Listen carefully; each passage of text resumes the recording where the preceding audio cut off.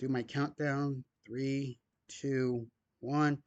Hey, everybody. This is Callan Hale, and I'm here with GemtimeGames, who is making an amazing new type of game. As I told them, it reminds me, or him, I told him, it reminds me so much of my days growing up playing the original Hero Quest.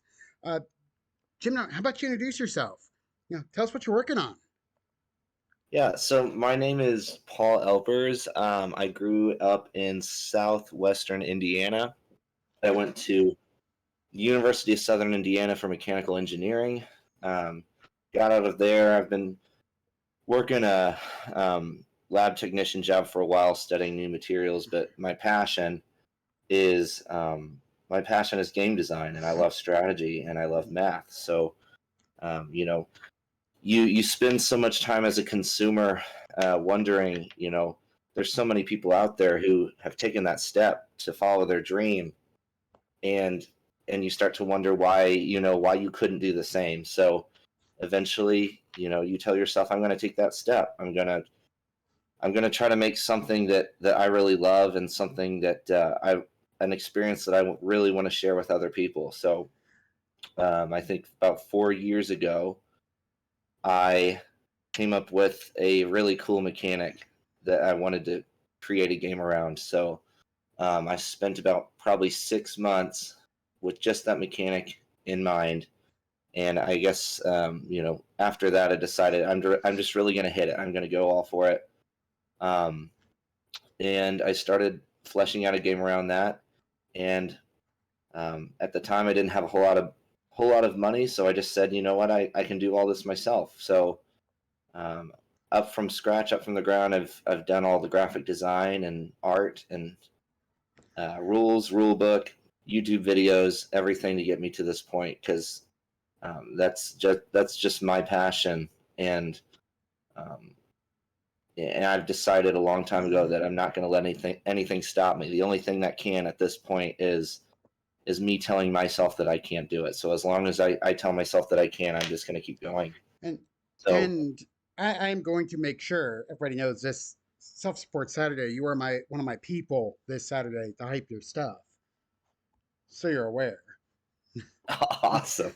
Because I typically, while I'm drinking coffee, will just troll self support Saturday threads and be like, no, follow this person, hype their stuff too. Yeah, Because right. I'm in the same boat you are, where just doing it myself. Well, I have Gemma who's helping me out, but a lot Hmm. of my design work for accessibility stuff is me. We were just talking about one of the struggles you had as a single content creator without having like a big team like some of these big companies have. Right. Yeah. It is a struggle, because you know that whatever progress that you are going to make in your project, it has to be you. There's no one else. You can't take time off or do stuff in your free time and expect anything to get done at the same time like you would if you had teammates. So um, eh, you know, I was at Gen Con this weekend, and a lot of people were suggesting small changes here and there, and um, or you could have done this differently, you could have done that differently. And I imagine those things all the time. I'm looking at the pieces and I'm like, gosh, I wonder what this would look like if I gave this a different texture, or I gave it a different color, or did shading differently, or whatever. But I could spend weeks or months imagining that stuff, and it would take me 5 more years to come out with Gempire. And I don't think that's what I want, and I don't think that's what anybody else wants who wants to play. So um, again, like a lot of times, you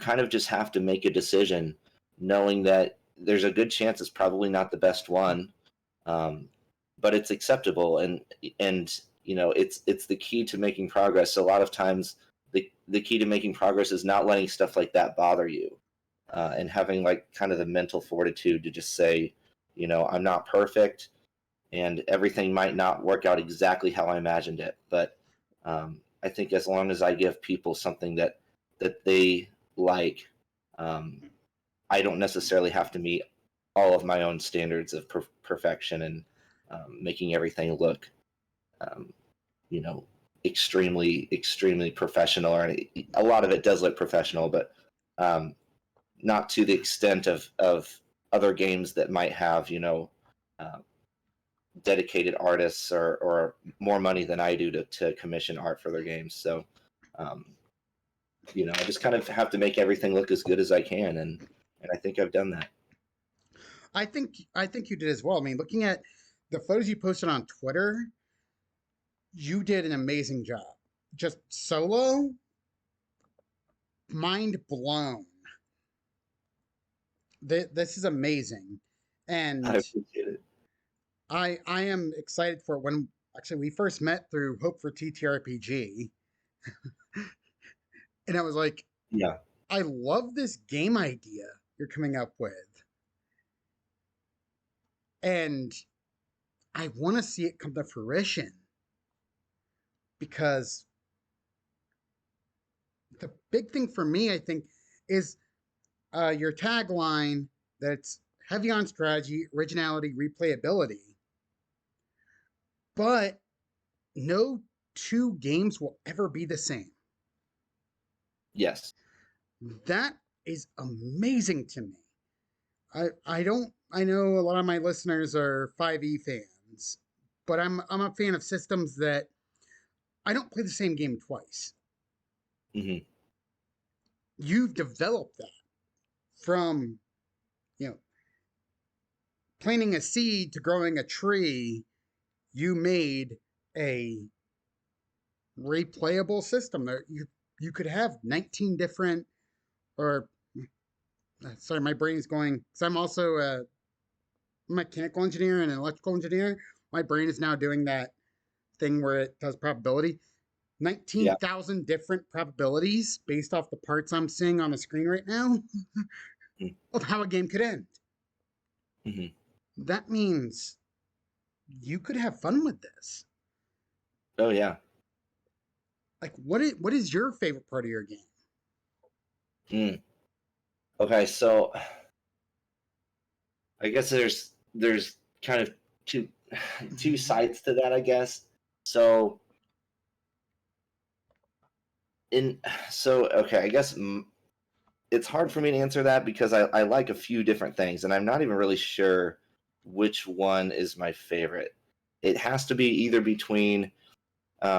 So I love long-term strategy games as far as like you can have games where there's a lot of tactical thought as far as like you're being put in a different situation every turn, like you're maybe drawing some cards and making a decision based off of what cards you have or stuff like that. But in this game, I love it because you know the three victory conditions from the beginning of the game, and you know that you're trying to meet any two of those three. So you can meet the first and third, or second and third, and you also know the five randomly drawn technologies that are available for everyone around the table to discover. And you also know the strength of the palace rewards that you would get for upgrading your palace throughout the game. So you are able to you are able to form a long-term strategy off of that, knowing I'm either going to get this technology. It might allow me to get this attribute faster. It might allow me to climb toward this victory condition, and then you know while I'm doing that, this other victory condition would be one that I should probably go for, knowing I might beat both of them at the same time instead of meeting one really early and then having to creep along and try to get another one later on in the game. So it's just I like the ability to form a long-term strategy and kind of see that to fruition rather than having to just make the most logical tactical decisions at the time, because I love seeing how my strategy played out against every other person's strategy around the table. The strategy that they formed in their head at the beginning of the game, that they're going to reach these two certain victory conditions, and they're going to do that by upgrading their palace this high or finding these two technologies or whatever. So I really love that part of the game, but I think probably the best aspect of the game is that no one's sitting around waiting for their turn, because this game, I think it usually lasts between 60 and 90 minutes. So if you're thinking about another strategy game that lasts about that long, you're thinking, okay, let's say there's four players. You're maybe getting to go maybe a dozen times throughout the game, Mhm. on tops, waiting for everybody else to kind of take their turn or whatever. But in this game, because every round everybody's planning what they're going to do at the same time, and then they all reveal at the same time and show each other what they did after they've chosen. You're getting to go 30, 40 times in this game, and it's a great feeling not, being able to play a game where nobody's pulling out their phone or checking social media or whatever. It's so much more immersive when everybody's taking the game seriously and everybody's there to play. Um, I but I like that. Me mhm, personally, as a player, because this is not a system where you have a GM. It's kind of like Settlers of Catan or Risk, where it's a strategy system where mhm, I have to think around the people I'm playing with, and I mhm, could play with so many different people in this system. mhm. I love it. But what sparked you to make this? Like, was it any specific thing, or just filling a hole that we don't currently have? I know, viewers, you're gonna say Hero Quest does that. You're playing new Hero Quest, not the old one.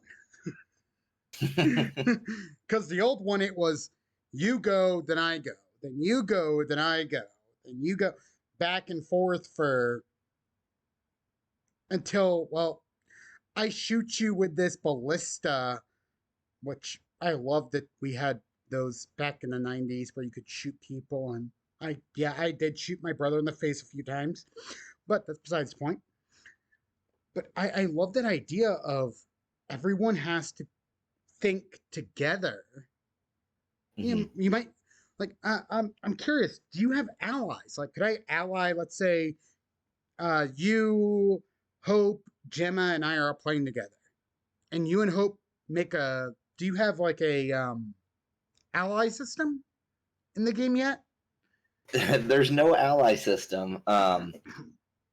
No, not really. I guess table talk is generally frowned upon, um, because part of the so basically one of the actions you can take is to make like silent bids on buildings that you could possibly build into your city. So you're supposed to kind of uh, look around the table and look at what situation everybody is in for that round and make a decision based off of that of what you think everybody else at the table is going to do that round.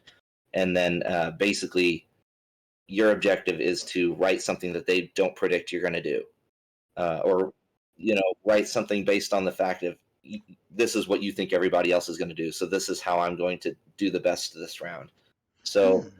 there's no ally system necessarily, but every turn there's usually one or two people around the table who aren't necessarily going to be a threat to you that round, and you can usually pick those people out pretty easily, depending on how much production they're going into that round with. So production is kind of like your bidding power for that turn. So normally you look around the table and you kind of can predict your biggest threats by the people who have the most production with you. Um, so there's that. But yeah, as far as you said, replayability aspect earlier. Yeah, Um, because so no two sessions are going to be the same. yes, and I think I was kind of thinking about that question that you said, like, why did I do this? And I was kind of thinking about it until you said your next sentence. Like you said, was it to fill a hole? And I think it was. I think you kind of hit the nail on the head there, 'Cause, because I actually have three brothers, and I'm the second youngest brother. Well, all of my brothers also went to school for mechanical engineering, so we used to play strategy board games every Friday, and after every one, we would kind of take about an hour to just discuss uh, just mathematics and the way the game worked. And I think it would be probably better if they did it this way, or I didn't really like this mechanic because it took away this choice or whatever. And I think after a while of talking to each other about what changes would make a game give different experiences, and I think eventually I was just kind of like, you know what? We're so good at doing this. There's no reason why I couldn't develop a game myself to do all of these things that we would love about a strategy game. So eventually, I just kind of was like, you know what? I know I don't have any sort of game design classes or degree or anything like that, but you don't need one. You don't need one to start. All you have to do is tell yourself that you're just going to learn the necessary skills that you need to get you there. I almost And like so, Kanye West thing and saying, let me stop you right there. You don't. I have a degree in information technology, structural engineering, and electrical engineering, as well as psychology. But I design TTRPGs. right. Wait, I need a degree to design a game now? No. I think your game is great. Like, I'm looking at everything you've developed. I'm like, this takes me back. Not to the GM versus everyone, but the old school war games where it was just you have a chance to lose because you're bad at strategy. Yes. Yes. And that is one of the reasons I love your game. I'll be honest. It takes me back to my childhood. I love that you and your brothers talked about that. My dad was Army Special Forces. So whenever my brother and I would design like our own little war games, Hmm. we would do that. Like set a little argument up, give them their DCs and who could win against who. And he would just flat out tell us who could win or not. Like, oh, you have a turret tower? Yeah, you're gonna take out that, random soldier in the middle of that field. Now I'm in my 30s. I'm like, Dad, we never wanted to know that. My brother's in his 40s. Dad, we didn't want to know that when we were kids. Hmm. I love the layout design you have. It's not gridded. It's not, you have to follow this specific thing. It's not Risk. Hmm. It's not Warhammer. I Hmm. I personally think this is more accessible than Warhammer because tiny mini versus, hey, we have coins. Hmm. We have tokens. Guess what a nice looking box you designed. Right. And then there's the gems, which everyone loves. Oh, everybody loves gems. Yeah. And I'm like, why? And if you folks aren't looking below, go to the Kickstarter, YouTube, the webpage, sign up for this game. This game is gonna be epic. And I hope one day it comes to is that a tabletop simulator? Oh yeah. So Yeah. I can play it with some friends who are overseas who I can't play with in person because I want to whoop them. Because I'm a better Hmm. tactician than them. So, like, what started you on the tabletop RPG path? Like, did you play D&D or any of the others in the past, or uh, was it just tabletop war games? What got you into tabletop RPGs? well, I guess I mean I did play D&D for a little while. Um, that was actually kind of back when I was starting this game. So I think starting this game kind of has killed it for a while. Unfortunately, just because that's kind of the nature of what happens when you start a project like this on when you're solo. Mm-hmm. But yeah, I did love playing D&D a lot. I still try to do as much as I can. I think on Twitter I still do. I still like to give prizes away for people who love D&D or really just TTRPGs in general. I have like a weekly. I have a weekly like a pick three lotto where I roll a d20 3 times, Depending on how many you get right, you can win a prize. So if you get like 2 or 3 right, I think you can get a like a tankard or a really old looking journal that you can write in, and I think 3 of 3 is like a spell book dice box or like a game box. It'd be really cool to win. I'd want to buy one of those, but it's a little expensive. So, um, but yeah, I've been doing that type of stuff. I just love the I love the immersion.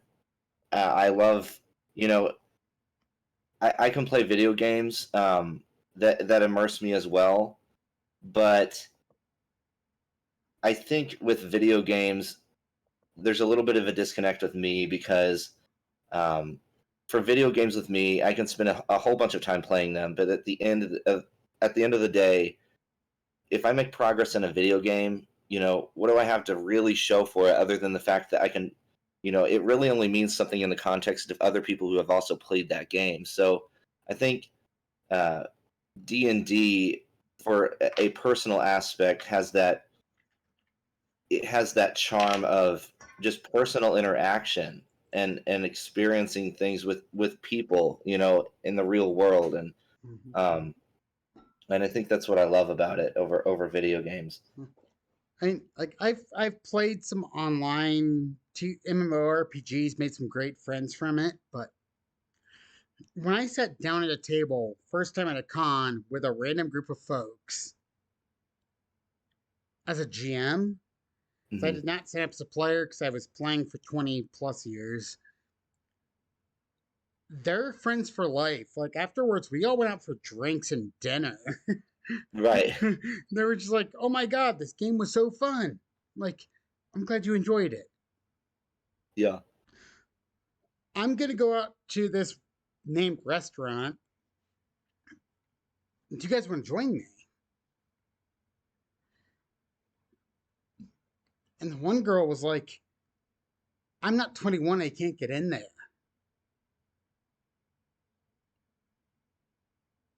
You just can't drink booze there, but you can get in. It was a Ruby Tuesdays.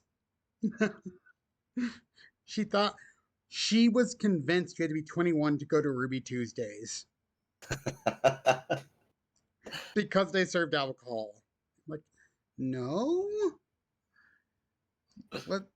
let's just go over. It's 50 feet across the parking lot, and they're right there. And I want food because a thing I'm sure you understand.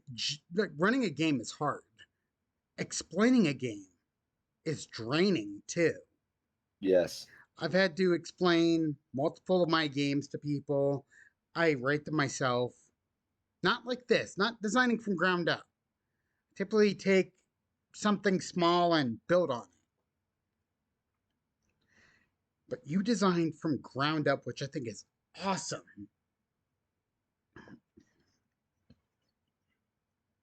And users watching, you need to check out this Patreon below because damn. And as people who follow me on Twitter know, I try to be very wholesome, but fuck, man, you made some awesome stuff. I'm sitting here like, yeah, this is cool. This is stuff that I want to support. I'm an old guy. We don't support much. I started playing in 2E days where we didn't have much of anything, which brings up the next question I was asked. How do you feel about 2E or homebrew stuff in your game? Like if someone was like, hey, Paul, could I homebrew my own thing into your game for my home game? Not to sell, but just for their home game. uh What would you think? you mean as far as like Like taking a new some of the lore or the gameplay of my uh game and like a new building or a new a new unit and saying, I think this unit should be this way than this way. Like, oh, they get elemental damage now, but only at half distance. I Well, I don't know if it would necessarily like implement very well into this game because this game doesn't have a whole lot to do with necessarily like necessarily playing out a D&D campaign or anything no, like that. no, they're not talking about magic. They're talking about that when I showed a few friends your game, Hmm. and they're like, this is a lot like old which I brought up. It's like a lot like old Heroes Quest, but with cards rather than giant buildings you need a 10-foot table for. I'm like, yes, it is. And I love it. They're wondering what you felt about, like, saying we had a Brigadier. I don't know if that's one of your archetypes, or a Dragoon. And just firing a fireball, and the fireball would do more damage than regular gun. But then they have to wait X number of turns to do it again. It's like, let me check. When we talked last week, I shared all your stuff with a few TTRPG friends of mine who developed them. Like, oh, this would be a nice idea. This would be a nice idea. This would be a nice idea. Guys, guys. This is like Hero Quest meets Risk, but better. Like, oh, well, we need to put limitations on those abilities. Yeah. Like, you could do it once every 3 turns, but once you do it, you're prone for 3 turns because it's going to knock your ass back. Like, I'm interviewing the person who developed this soon. They all plan on hyping you and donating to you because they like it. We're all old guys. We're grogs. We've been playing for a long time. I've been playing since I was 4 years old, so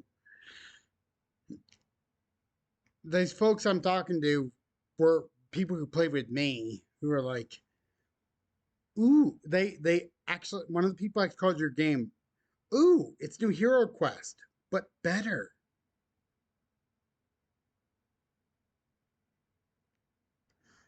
He said we don't need minis that break apart and we have to rebuild. Hmm. Like, legit, legit. Yeah. Because now we have cards, and I actually played an online game where it was just, it was called Castle Quest, where all you did was played cards. It was not as fun because you could get like a 90 card. You had 100 people, like 100 stacks. But somebody could whip out a random 90 card and wipe out your whole army in like a minute. Like, Right. that sounds a bit uneven if Yeah. they pay money for that. Hmm. Like, I didn't know your name at the time. I'm sorry. Like, GemTime's not gonna release like a 90 million card that will wipe out an entire army. I don't think. No. Just like, And oh, the game ends now because I was lucky enough to draw this card. and actually, there's actually a specific reason that I kept. It was a specific design choice that I made early on, to not actually allow other players to just say, yeah, John, that building over there, yeah, that's gone now, um, because I think one of the things that I was trying to do from the very beginning was, again, to make a game. I think this is one of the things that we found wrong with a lot of other games we played, was that there were so many games where it's like you spent so much mental energy forming this awesome strategy, and you were like, okay, this is going to be so awesome, and you get through the game, and then there's abilities or cards that other people can draw where they just lay it down, and boom, now everything that you just spent all that energy planning is now done. It's gone. And there's games that even make that way too easy, in my opinion. So I get to the end of those games, and I'm just kind of like, what did I spend that time planning that strategy for? Like I never seem to play this game and end up actually seeing my strategy actually come to fruition. I never see it actually get to be played out, because somebody always just destroys it with one card or one action. So um, I wanted this to be a game where you get to see that long term strategy play all the way out to the end. And if you get to the end and it didn't work, and somebody else got there way before you, you just throw your hands up and say, "Good job! You out you outsmarted me. I didn't think of that." So, um, that was kind of a specific design choice that I made, uh, And I for it to be really, kind of just I'm going to make mine. You don't know what mine is. I don't know what yours is, but um, we all start at the same starting line in this game, because and I guess that's another specific design decision that I made, was each city. There's a lot of games where you start with a race, or you start with a class or something like that, that gives you a specific unique ability or unique advantage over other people in a certain area. And I didn't do that because number one, they turn out unbalanced every once in a while, so that can kind of ruin games. And also, I wanted everybody to start at the same finish line, or to start at the same starting line, because now, I get to the end of the game, and again, if somebody wins in a way that you know might make me mad because I lost or whatever, I can't be mad at them, because I could have done the same thing. All of the decisions in this game are 100% accessible to every single person, because every single person's going every round, and every single person can do the exact same thing if they choose to do that. But everyone's unique strategy will be the thing that diverges your gameplay from one another. I love that so much that your game just allows people to divert strategy. Because what if I attack A, B attacks A, and C attacks me? Well, there's a greater chance we're gonna survive against A. Hmm. And by the end of the session, it's gonna be me against C. I'm sorry. Sorry, military brain took over. It's like, no, no, we're allies now. You attack my person. I'm going to attack. Or they decide, you know what? We're going to attack this person. We're going to attack D because B and C attack them, but B and C are now friends. I Hmm. love that.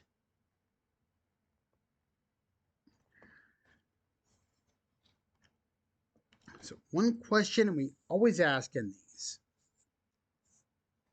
pineapple on pizza, yes or no? Do I have to answer that? I feel like I'm going to polarize too many people with that answer. No. Now, here's the real question: grilled pineapple on pizza. Have you ever had it? No, I haven't had grilled, but Oh, I do have an answer for pineapple on pizza. I'm questioning whether I want to actually give it or not. hey, if you want to reply as people, you're good, brother. You're good because I am solidly in grilled pineapple. You got to grill it first. Then you set it on the pizza while the cheese is still hot and still cooking. Then Hmm. throw it back in the oven for about a minute or two. Learned this from an Italian bakery that made pizza. And it takes away all the acidity brings Hmm. a sweetness to the sauce, the cheese, and the meat. If you can't do that, should they even be eating pizza? I mean, they can eat Papa John's, I guess, but So I will share my answer. I know probably there's some people out there that actually do want to know. Pineapple on pizza. I'm gonna say yes. I think it tastes good. Yeah, I do too. I'll actually take pineapple on pizza over. This is weirdly enough over olives. I normally love olives, Ugh, but but baked olives are so weird.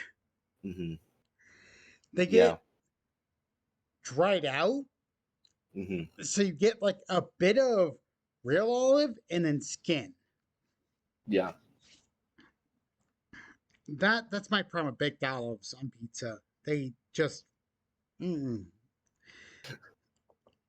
Man, next interview with next one I have lined up is actually with Amber, the Jambler, or Amber. Uh, what is her username now? I have an interview lined up with Amber as my next one, and I'm gonna ask her like pineapples or uh,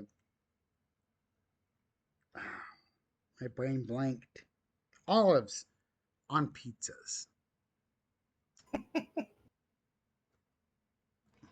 I normally like olives. I eat them on sandwiches like Subway or But they're like not eating baked, they're salads. But fresh. yeah, fresh olives. Like I heard someone once say they wanted pickles on a pizza. I'm like, why would you do that to people? Somebody had that. We had that this weekend because we had at Gen Con they had the LARP pizza. So they said it stood for live action ranch pickle. Oh God. So I did not take part. I don't like pickles that much. So yeah, so I did eat something else. But but yeah, my friends had it and I think they were okay with it. I think they liked it. But I don't think it's anything that I Mm-mm. would try. I probably would not. Like, uh, but I would love for you to tell us more about your Kickstarter. Like, what does this all include? So everybody knows once they click that link, what are they getting once they back you?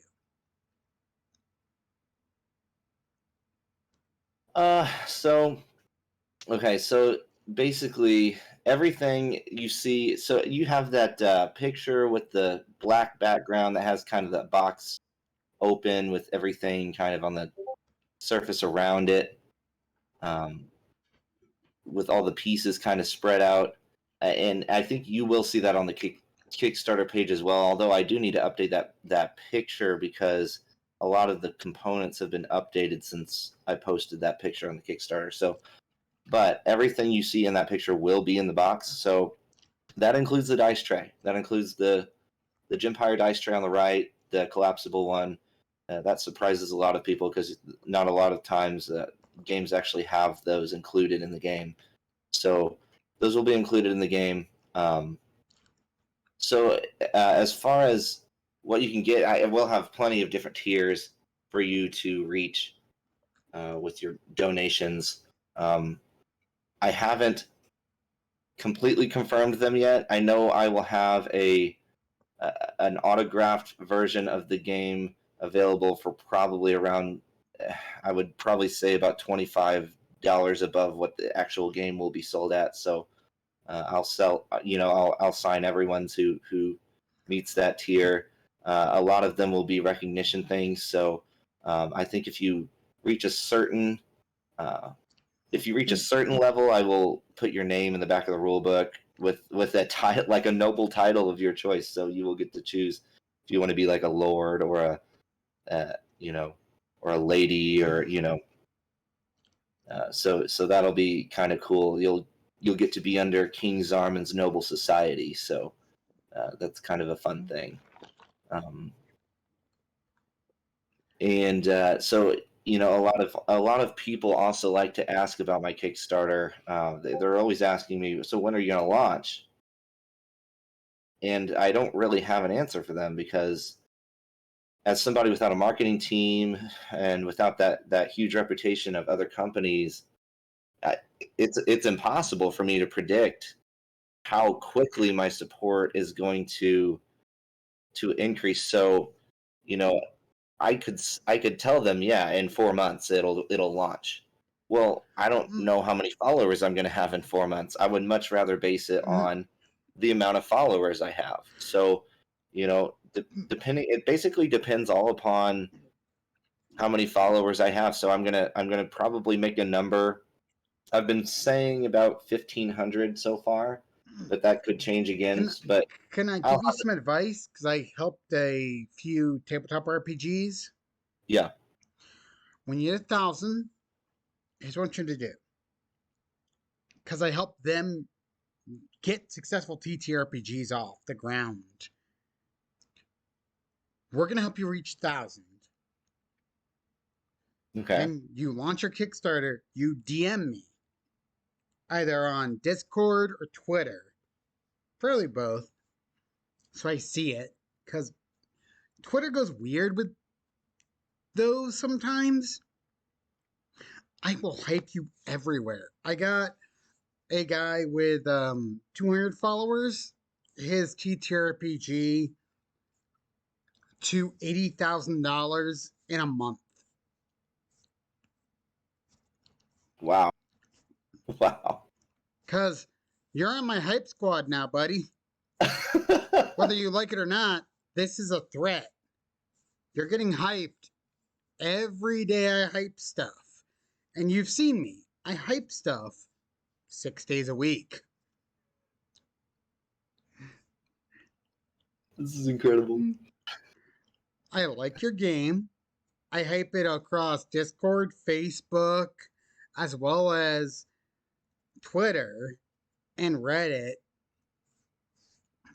So you're hype squad now, friend. I appreciate that so much. When you're ready, don't do it before you're ready, because it, as I've learned, it can mess with your mental health. And I'm Hmm. a mental health advocate. But when you're ready, you let me know. We're gonna have an interview with you again. We're gonna talk about your Kickstarter. We're gonna get you out there, and we're gonna hype squad you like no tomorrow. Because I like your game.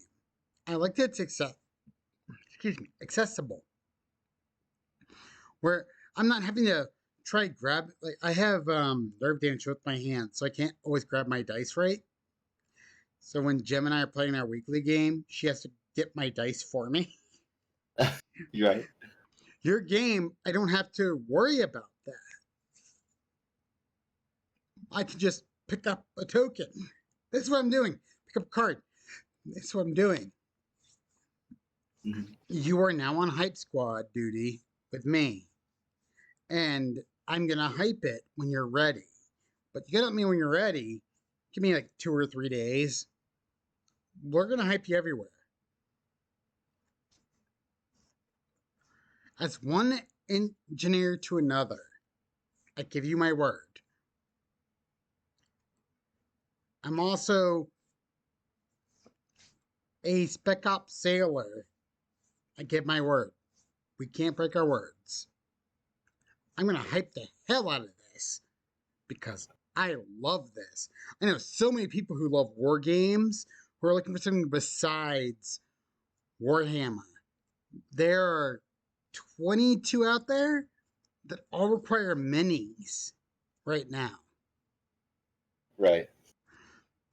But there are certain people who can't do minis. Hmm.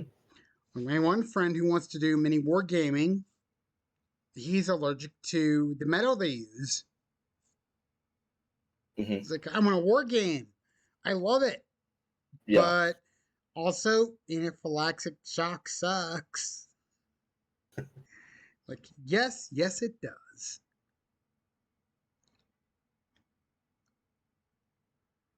The So support that you're giving me right now is unbelievable. I mean, it it's the kind of thing that it's when I get this kind of support, it kind of it makes you it feel weird and like I don't deserve this and I should push you away and be like, just ignore me. well, and it Oh, it just like it's hard for me not to get emotional about it because get um emotional, man. like Dude, it's okay to get emotional. You know, I did not learn that until I met Gemma. I had people support 5 projects I did. The reason I streamed for 72 hours is because I had support and I was like, I have 22 players who are willing to play a game with me for 72 hours for a charity event.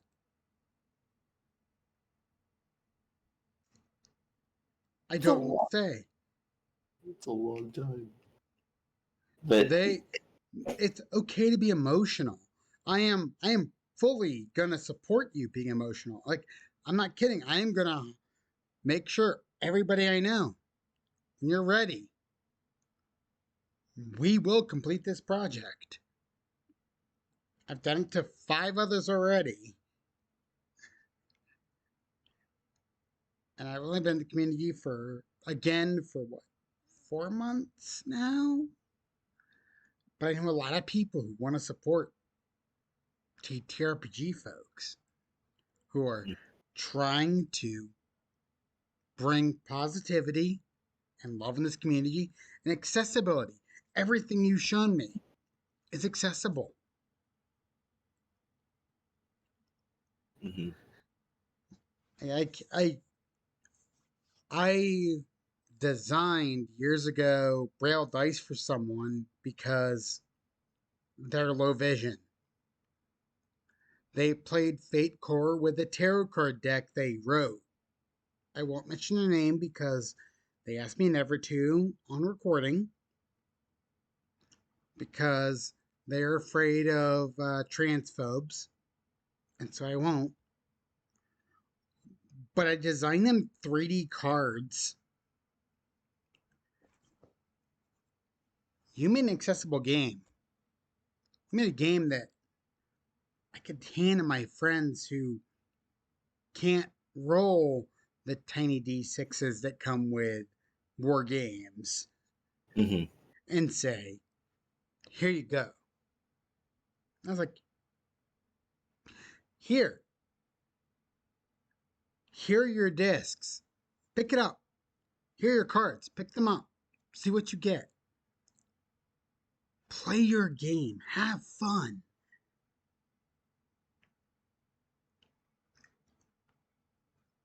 The reason I've been supporting you so hard is because we talked about accessibility at one point.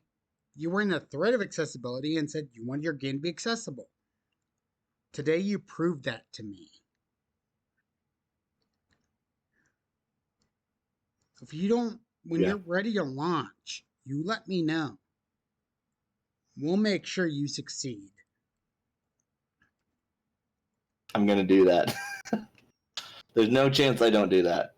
And we're going to be back on after you succeed to say, hey, this is the new game. Y'all better buy it because it looks super cool. It's not, it's not, what's that other one? Kill Team, which, what do you need? Those tiny 18 millimeter minis? I could tell you, my friend, I can't pick those up. I can't Mhm. pick up Warhammer minis. I like war games. I'm a ex Spec Ops person. Mhm. War's in my blood, but I can't pick up minis. Pick up a token? Sure. Pick up a card? Sure. Although, what is the purple thing? I never asked that. You never explained that. The swoopy purple guy. What is he or they? the little. So are you talking about the thing in the bottom left? Sorry, I have dyslexia, so I have to figure out. Yeah, bottom left. What is that guy? Because So that gets that me curious.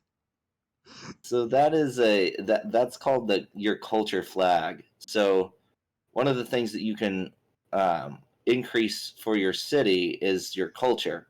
You can increase Mm. your population, you can increase your gold, or you can increase your culture. And depending on which one you go for, they all kind of do something different for you. They all give you like their own strategic benefit to you. So when you do increase your culture, incrementally you will get the purple gems that come in the box, and you actually place the purple gems on your culture flag. So depending on it actually depends on the basically the story of the game is you're playing as the lead architect of one of the five up and coming cities in the Gempire. So um, and basically King Zarmand is looking for a capital city of the Gempire, and he makes three demands. He's saying, "I these are my three demands for my capital city," and the person who can, or I guess the lead architect who can complete two of those three demands first wins the game. So, um, so basically, that one, two, and three on the culture flag there that corresponds to the three demands that he puts out for that game. Which there's a deck of 15 of them, and only three are used in every game. So that's one aspect of the incredible replayability of this game is um, that combination of three demands is different every single time, and those are your victory conditions. But then, even on the off chance that you end up getting the same three, which is not going to happen very often, there's also a random combination of five technologies that are available just for that game. And there's a deck of 21 of those. So you're not even using close to all of those every game. And you're going to have a unique combination of those every game. So, um, but the culture gems, like the little purple ones that you put on that flag, every demand has kind of like a culture bonus, and basically that culture bonus makes the demand a little bit easier to meet. So depending on which demand, either number one, two, or three, that you want to make a little bit easier for you to meet, you place your purple gem on that number on your flag. So that's kind of like Mm. it's kind of going along with what strategy that you are personally taking to reach two of them. So like if you think one is going to be easy to reach without using culture for it, and then if you use culture for another one, you might end up meeting those two kind of at the same time and just being like, "Yep, I won. I got those two." It's all about what two demands you think you're going to meet first, and then you will get to the end of the game. A lot of times, you will get to the end of the game and figure out that you put those purples on the wrong number, and you're sitting there like, "Man, I did not use those efficiently. I should have put them. I should have put three here and two here."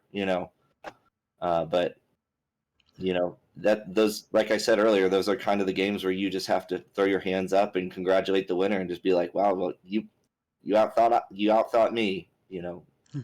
See, My strategy didn't work that game. So I love that idea, and I did look at the pictures full screen, and these are all accessible to excuse me, folks like me. I have dyslexia, mhm. so when I was reading through everything you published officially on Twitter, I was like, "This is so cool." I reached you to be a part of this, and now my brain's going, I know so many people are going to get angry at me being a military vet and knowing how to outplay them. So I definitely will be playing this game on stream one day, Awesome. and I hope you can tune in. I'm MST, but I love everything you did. It's accessibility friendly. It doesn't require you to adjust yourself to the game. The game is there for everyone. Like if you're interested, here you go. Let's Yep. play. Yep, and it's not going to cost you hundreds of dollars. Like, you know, Well, so, if you guys look in the, or guys, gals, everybody in between, you look in the description below. You're going to see every link to this game and why I support it. And as everybody who watches this channel knows, I don't support games that don't support accessibility, and yours definitely does, my friend. Like, Paul, your game is almost built around it. Without, I don't know if you knew that consciously or not. Like, built around being accessible to other people. And like I mentioned for interview, like I would love to have this on uh what's that application? It's on Steam. If I load Steam, my recording will crash. Uh tabletop. Tabletop, the virtual tabletop they have. I would love this there so I could play with friends from overseas because I bet we have a yeah, lot of fun. yeah, yeah. Are you talking about Tabletop Simulator? Yes. Yes. So that's my number one priority right now. So now that I'm back from Gen Con, actually the week before Gen Con, I was doing nothing but taking online classes for coding Lua, which is the language that I have to learn to script my tabletop simulator. So, That's a rough uh, language. I learned scripting. I learned Java and then tried to learn Lua, and I was like, brain overload. yeah. So I'm trying to script it, yeah, in an effort to basically make it more accessible and more user friendly, so that you don't have to do a lot of the, maybe you can just click a button and it just auto refills some of the spaces in there. Maybe that you don't actually have to write anything in your little planning book there, and you can just kind of type things in. Um, I would love to get it to that point. So I think once I am finished with scripting it, that is my top priority right now, because um, as a solo, the best way of getting reliable support, the kind of support that sticks with you, is to have people just sit down and play the game, because you judge a game mostly for its gameplay. So Mm-hmm. I was going around Gen Con this weekend. There's so many games, and it's hard for me to just stop by a booth with so many booths that have just shelves of games, and just look at one of those within the thousands there, and just be like, yeah, I want to buy that game just based on the appearance of the box. You can't really do that. If I buy a game, I'm going to want to know how it's played, and I want to know what type of game it is. So again, the best thing for me to get reliable support and to get people that will actually want to support the game is to put that tabletop simulator in front of people and let them experience it, and then they can decide for themselves after that, how much they like it, what they didn't like about it, and what they liked about it, and whether they want to support it or not. And I think a lot of people will after they play it, because it really does keep everyone engaged every time. And I've seen this game played over probably 500 times, and I still enjoy watching it, because I never feel like I've seen it all. I never feel like I know what the players are going to do that game, because there's no way of me knowing. I have no idea what the demands are going to be or the technologies that help you get there. So, um, anytime somebody wants to play or stream, I will be happy to watch. Oh, we're definitely going to stream this. But not popular opinion here. Um, PAX East and PAX West Hmm. are tabletop focused. Gen Con is focused on the big companies, not Hmm. small companies. At PAX East, I played a couple years ago the Power Rangers D6. Uh, I played a game called Pizza Toppings.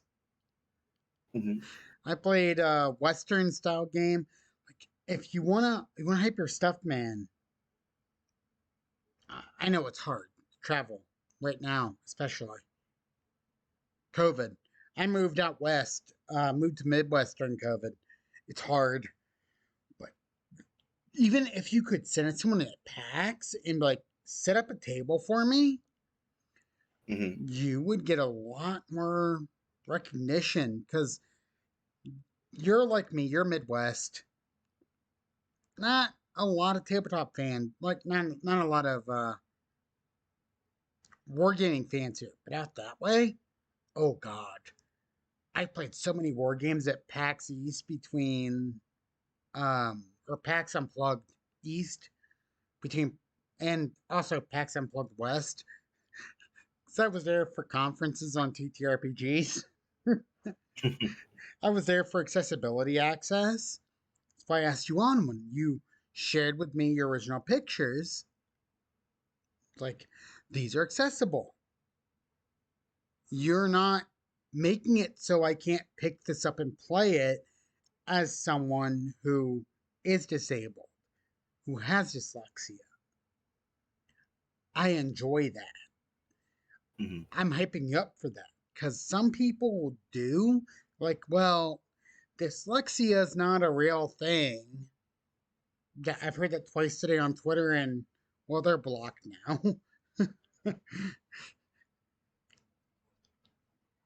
I'm sorry, my brain weirdness is not your problem.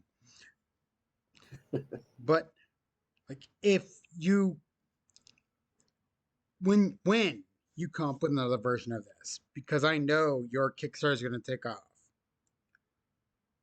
let's reach out to some of the guys at PAX Unplugged. Yeah. I know a bunch of them. They're good friends. I mean, we ran a podcast together for a decade, so we play together once a month. They Right. would So be happy to help out. They're the ones so, who got me to do panels at PAX Unplugged. okay. And my whole thing was we need more accessibility in TTRPGs. And people are like, but they're accessible. I can read your cards, but there are certain gaming companies I can't because I'm visually impaired and I am dyslexic. Your stuff, I got no problem with. I don't know if you were consciously doing it or unconsciously doing it, Right.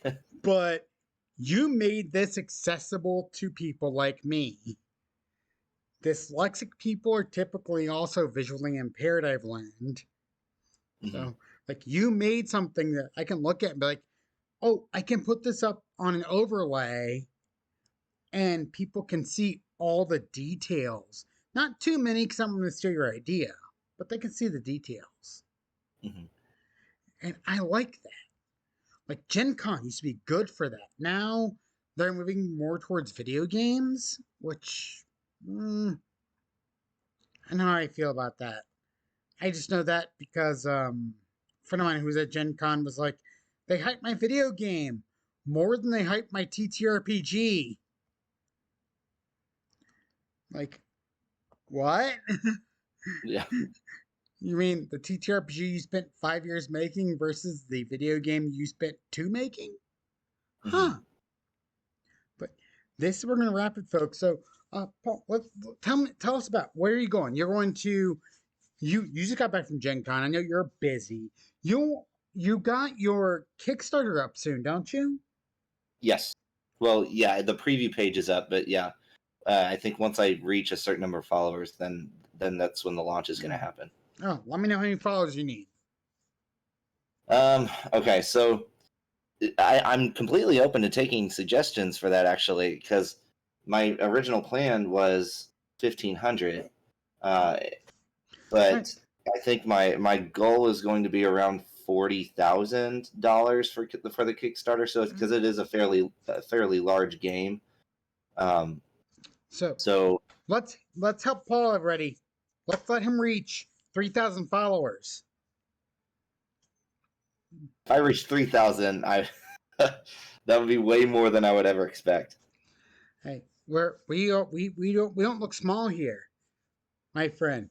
We you're in the TTRPG community, and now you got me looking at you and like you're my person. You and two others are my people now. That's become the world's problem. We're gonna hype your stuff every day. I don't think I don't think there's any way of you knowing how much that means to me. Just because, I mean, I can't explain it. I mean, just for years now, I've had to keep telling myself, like, there's just been so many times when I've either been told by somebody else something that suggests they don't think I'm going to make it, or you know, there's just been so many times that I wanted to give up, or I never thought I would. I never thought I would finish something, or you know, I I've had to give up so much of my social life, really, just to finish this, and I just had to keep telling myself that I'm gonna get there eventually, and I'm gonna give people this experience that they're gonna love, and that's what I'm doing this for. So, you know, it it teaches you a lot about just having the mental strength you to sure just keep that in mind. you sure never served? Yeah. Cause that's what we were taught. Mental strength to overcome all things. Like I love your work and I'm excited for it. I want to back it. I am going to do everything I can to make sure you reach your goal. And the problem is now I'm making it the world's problem. I used to have on Twitter 15,000 followers. I left when I had a mental issue, and a bunch of people decided you can't share that with us. Mhm. Now I'm nearing 700 people who are like, wait, you talk about mental health and TTRPGs and you're being supportive of people? If you want, man, I will help you market yourself just like this. Mhm. Uh, when you're, if you're ever free during one of my horror streams, they happen on Wednesdays and Fridays, where I play old Fatal Frame 2. Join me. We will hype the hell out of your stuff. Okay. Besides my interviews, those get the most views. People don't care I'm getting scared by ghosts.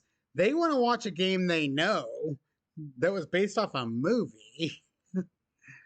Yeah, this is being recorded, so I know everybody's hearing me. You guys don't care I'm being scared shitless by ghosts. You'd rather see me solve a weird puzzle. How weird is that? Oh, solve word puzzle? That's fine. Get scared by ghosts? 10 of us will watch you. For it. Yeah. I get 30 people watching an interview in a day, which this interview is going live right after this because I'm going to be launching your links. It's probably going to take about an hour to launch because YouTube. Right. Right. But I do want you on for a live stream of your game. Oh yes, definitely. Like, you can tell us what we're You doing wrong. you would not have to ask me twice for that. Like, you could be like, hey, Talon, you're doing this wrong. And they'd be like, shut up, Paul. I'm doing it my way. And you'd be like, no, that's not how it was written. Well, yeah. Yeah, I'm actually curious to know how you're actually going to stream it, because there's actually a few different ways you could. I have Um, like 9 cameras, 4 computers, one master computer. I used yeah. to do multi streams a lot. Dude, I used to be a professional streamer for Wizards of the Coast. Let me do something real quick before I interrogate myself anymore. Go ahead. Excuse me. I have to edit that last 2 minutes of video out. I would like to thank all of you for coming by, talking with me and Paul, the Gem Time on Twitter. You see they're at there at GemtimeGames. You're going to support them on Twitter. You got any questions, comments, concerns? You can drop them in the description below. Paul, anything else you would like to plug, my good friend? Well, I have to thank you from the bottom of my heart for all of this because, I mean, there's not really any other reason. There's not really any reason you couldn't have just looked at my stuff and just been like, yeah, that's somebody else's problem, or Um, so I'm just so lucky to have people like that that are willing to just reach out and just take a chance on it because it's so easy to see a solo project like this and just be like, yeah, it's probably not worth my time, So this just means so much to me. Everything that I've worked towards for the last few years, it just makes it feel like it's worth it. So um, thank you everyone who's listening in. I know if you like strategy games, I know you're going to love this. It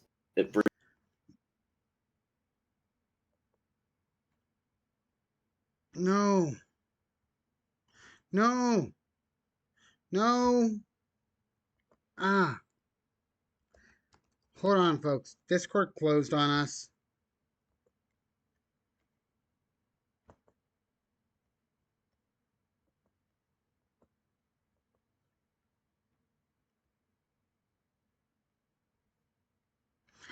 And my computer might have just crashed again.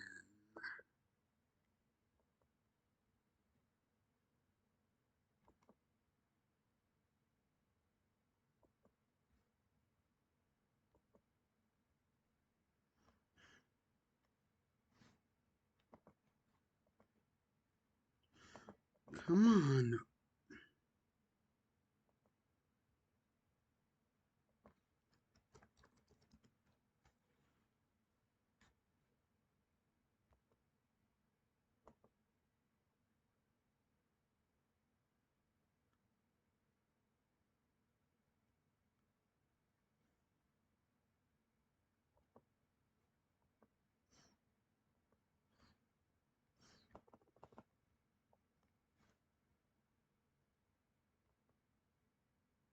You can always Oh, learn whatever you want outside of those things. There's so much information online. You can learn from other people, but never underestimate your ability to teach yourself new things to get to that end.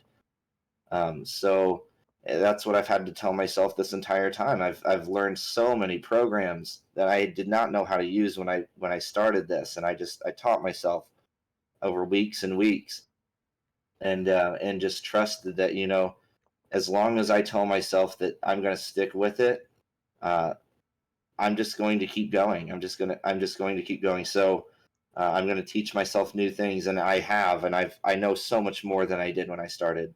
So and that Paul, you are one of the positive forces in this community. You truly are. I would, because my Discord crashed. Can you give your speech again, please? I apologize. No, I'm not editing this because I'm a human and I have to deal with technology.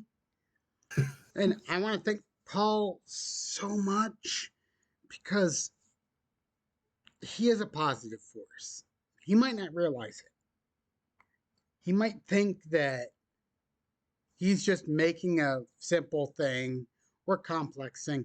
No, you're being an amazing creator and helping us grow. yeah, that's really what I want to do. I've had these kind of conversations with a lot of people, because I like to ask them about what they're doing. If they're doing any projects like this, I love to ask people about them. And so many times, people will tell me about something they want to do. Oh my gosh, I really wish I could do this. I'm like, why can't you? Well, it's just not the right time. I'm just going to wait until I feel like I can start, or I'm just going to wait for a better time. I'm like, if you keep that as your excuse, you will never start. I can promise you one thing, that it will never feel like the right time. It will never ever feel like the right time. You are going to have to take that step and just say, if I want to accomplish this, I'm going to have to start when it's the last thing that I want to do at the time.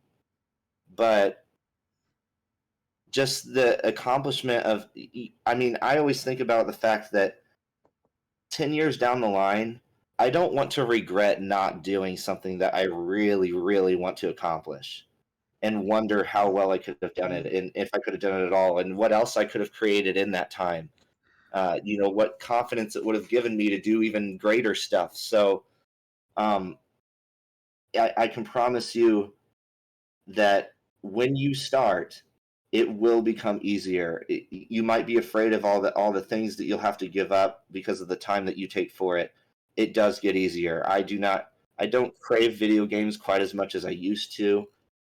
It does get easier because it becomes your passion, and it gives you something to wake up for every single day. That's the thing, is you wake up and you cannot wait for the progress that you're going to make that day. It's just like you become grateful just to wake up, just to have another day to work on it.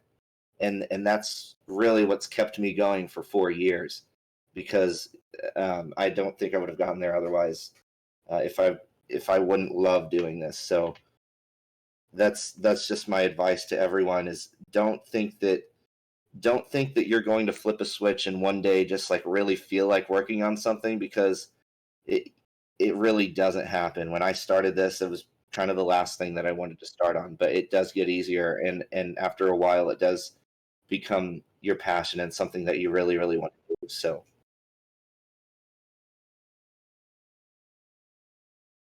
I, I cried yesterday. I did. I cried.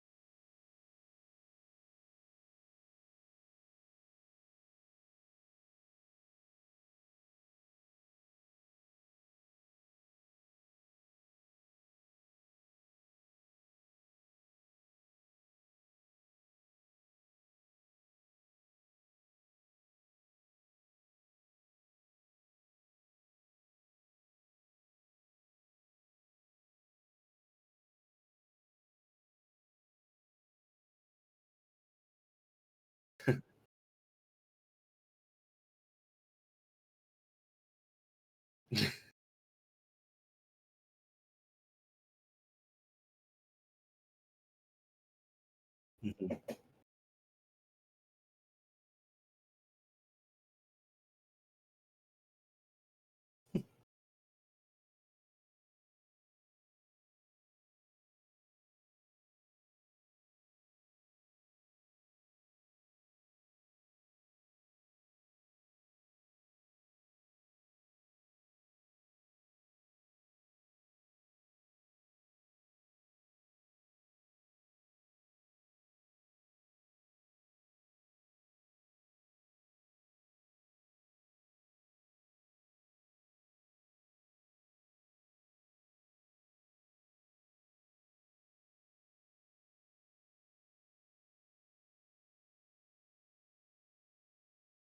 Cool.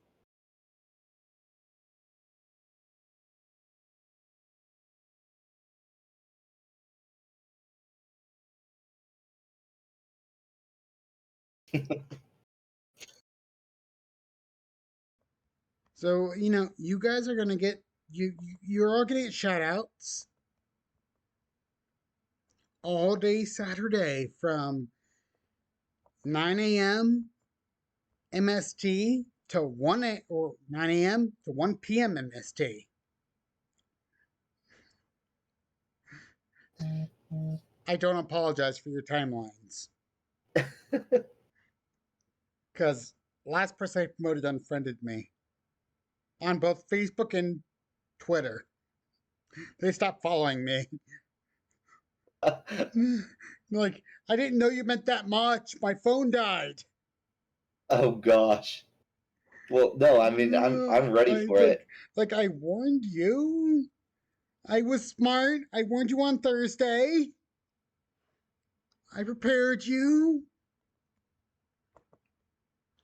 This is where we're going to end our interview, and I want everyone watching this, check below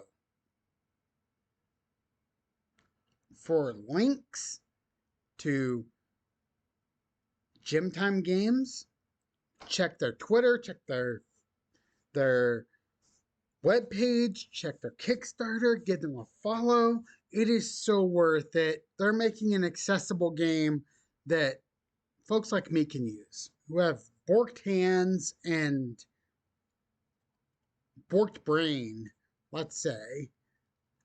And if anyone says that is classist, racist, or anything else, I'm an ex vet who has PTSD. So borked is pretty much our term. I'm going to end the recording here.